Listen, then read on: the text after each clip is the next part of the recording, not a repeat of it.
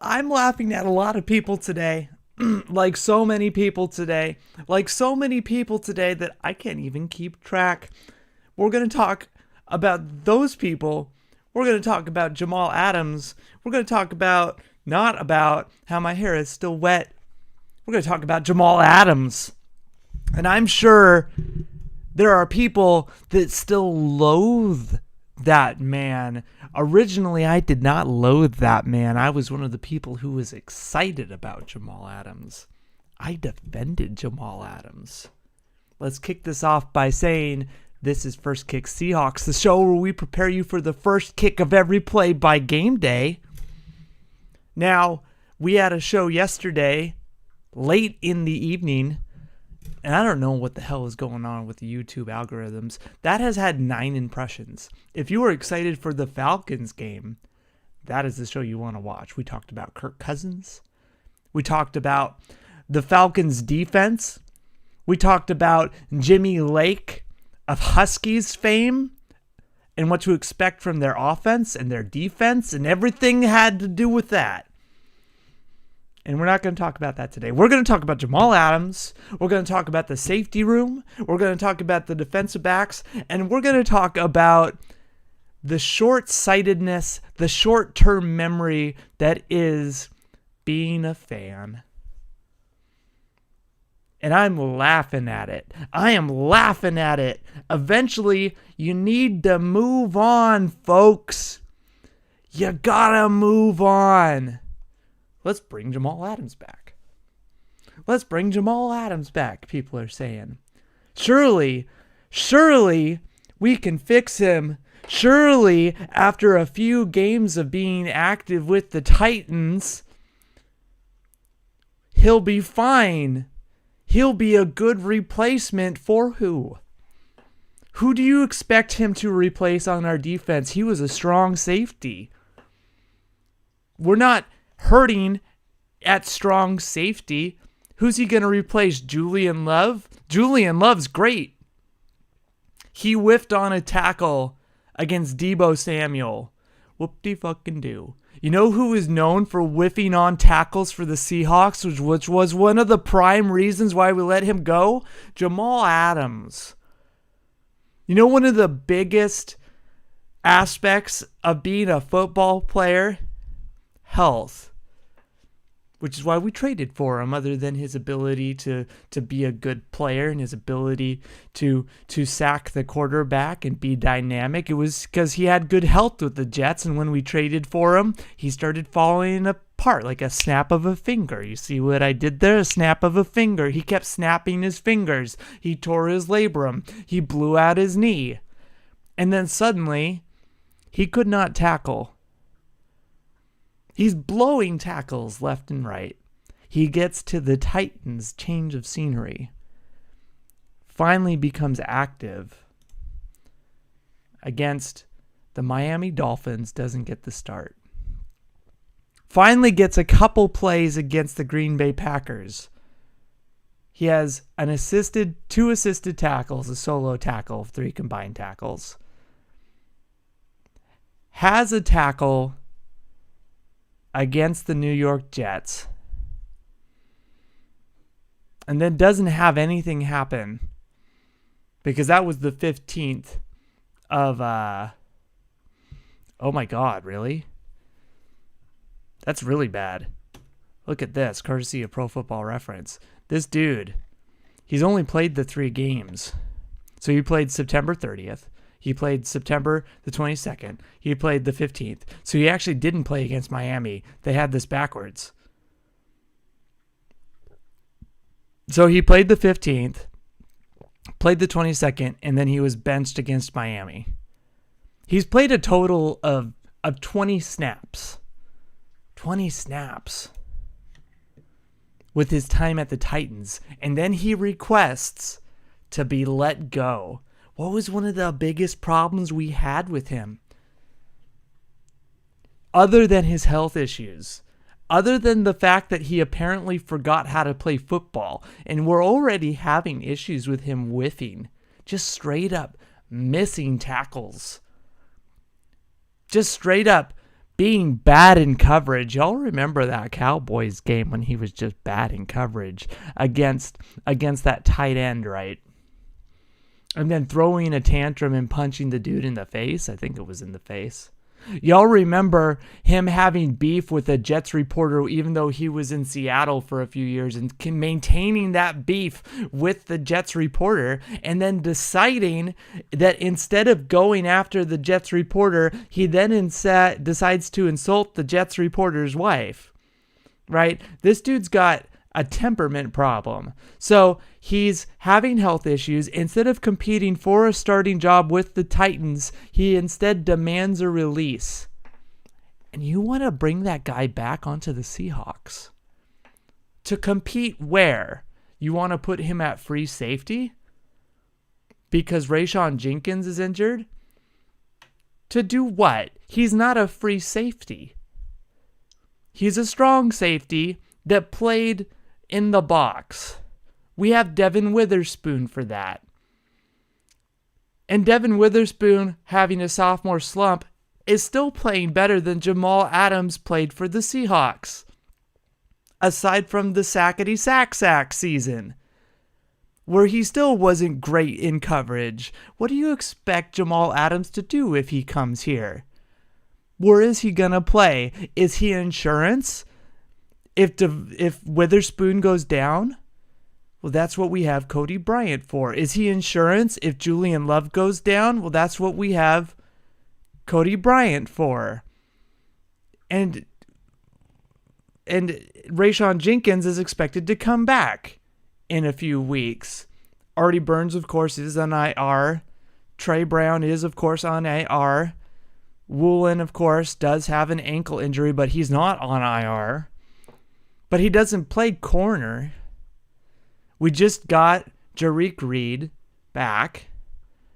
And he was having injury issues, right? But I would bet that a guy who does not have a personality issue in the locker room, who has not been beefing with players or reporters across an entire continent, who has not demanded releases, who has put his nose to the grindstone, would probably be a better choice than Jamal Adams. So what drives me crazy is that we spent the last few years as a Seahawks community having debates about whether spending 2 first-round picks and a bunch of change on a strong safety when the market wasn't really worth it. But the thing was, Pete Carroll, DB guy, right? He would make it worth it. He would make all of that, the expenses of paying for that man, not just with the draft picks, but also the financial capital, would make it worth it to have him. He then comes in, it was a total failure. It was a total failure in just about every category imaginable. And we have fans that hated that guy, could not wait to get, quote, this locker room cancer out of here.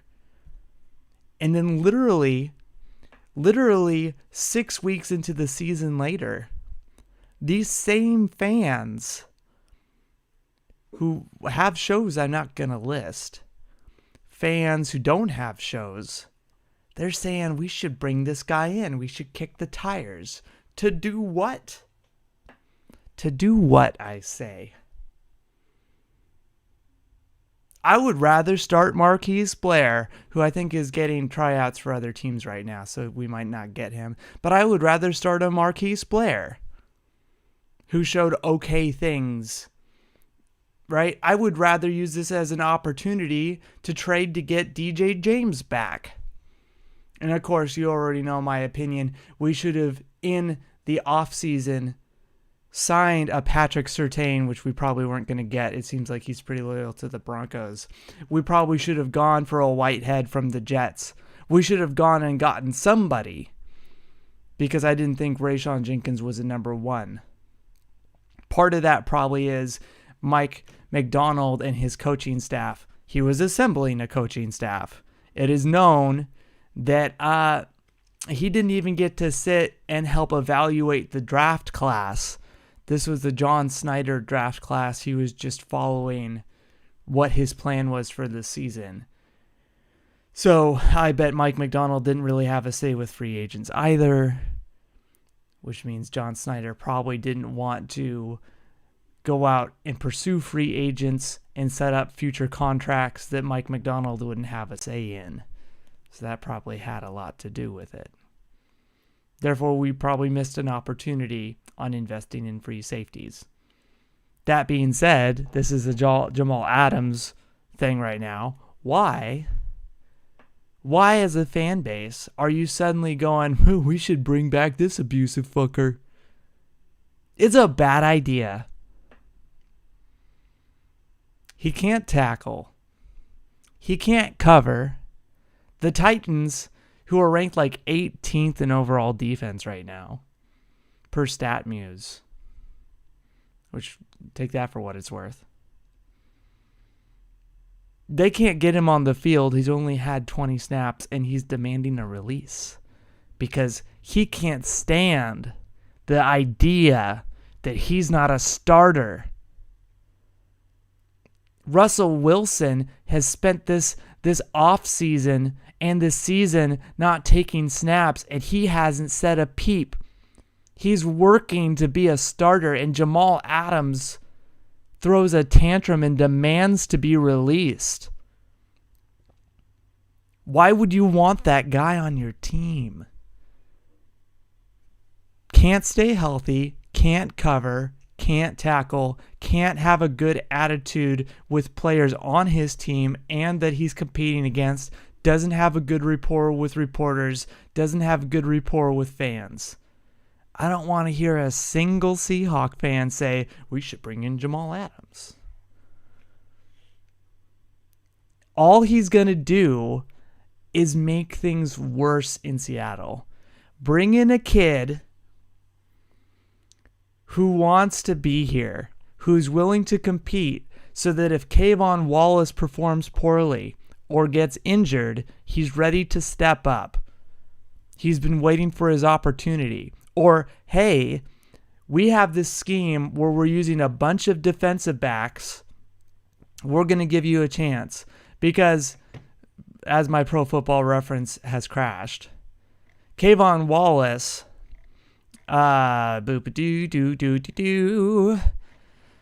thank you for reloading. Kayvon Wallace isn't a starter either, and he's had 89 snaps. Now, granted, he has technically played in more games than Jamal Adams. Thank you for the ads, Pro Football Reference. They deserve it. They deserve getting ad impressions. Right? He's played in all 6 games. He's not started in any of the games. He's had a forced fumble. He hasn't recovered any of them. He's had 10 combined sacks to Jamal Adams. What did we count? It was 3. It's his 3. It was his 4 combined tackles, right? So 20 to the 89 snaps. That doesn't matter nearly as much. But Kayvon Wallace also, he's had 99 special team snaps. Jamal Adams, I don't think he's playing special teams. He's not. He's not helping that Titans team at all. He's lucky that the Titans had him on the team to begin with. Kayvon Wallace is actually helping the Seahawks. Now, to what extent? As far as, is he creating a massive impact? At this point, when you're comparing these two players, it really doesn't matter. Because he's supporting the team. He's playing special teams. He's doing his job. He's showing up to practice. He's not pouting and demanding to get off the team because he's not the starter. And when Rayshon Jenkins went out, he's going to get the starting opportunity. To what effect? We don't know. The way things have been going for the Seahawks is probably not going to go well, right? Kirk Cousins probably going to throw for 500 yards on us. And it is what it is. But I bet he's got a much better personality and character, because what we've seen from Jamal Adams, there's diva and then there's trash. I don't want trash on my football team. I don't want to root for that guy. And y'all should know better. Y'all should know better after all this time. Like, even if you got a trash personality, at least if you have a trash personality, you better be an all-pro. You better be on your P's and Q's. Like Tyreek Hill, terrible human being. Really fucking good football player. Not a good football player this year. Hasn't been performing that well. A lot of that has to do with the fact he has no quarterback. But if he was a terrible human being and a bad football player, get him off the squad. He shouldn't be on the squad to begin with. But you make excuses. There are zero excuses for Jamal Adams. He was lucky to be on the Titans. They thought a change of scenery would help, and he just pouted. That's my thought on Jamal Adams. And I hope that resonates. So if you have this thought in your head, we should sign Jamal Adams, think again. Just think again for a little bit. Thank you for being here at First Kick Seahawks. Again, if you're curious about the Falcons game, watch the video from last night. Are the Falcons a trap? I think the trap has to do with the interceptions and the turnovers that the Falcons have been able to create this season. Is Stone Forsythe going to start? He has 35 pressures. He's the worst tackle in the NFL. That's not saying a lot because Charles Cross is the third worst tackle in the NFL when it comes to pressures. Our interior line is really bad as well when it comes to pressures. I talk about that a lot. I don't know what's up with the YouTube algorithm. Like today, I posted the big pun, ha, ha, ha song to open this. That should kill my impressions, right? That should immediately give me a copyright hit, and then my impressions should be cut off. The Falcons video I did for prep, there's nothing wrong with it. There's no copyright strike.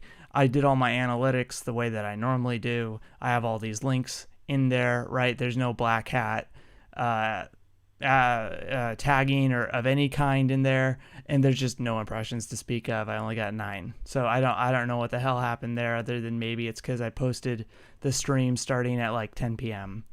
But normally that doesn't affect it, so I don't know what the hell happened there. Yeah, if you are curious about my thoughts on the Falcons game and how to prep for that game, I would highly recommend that you watch that one, because that was a fun stream and my hair was not wet. So yeah, I will catch you all around. Go Hawks.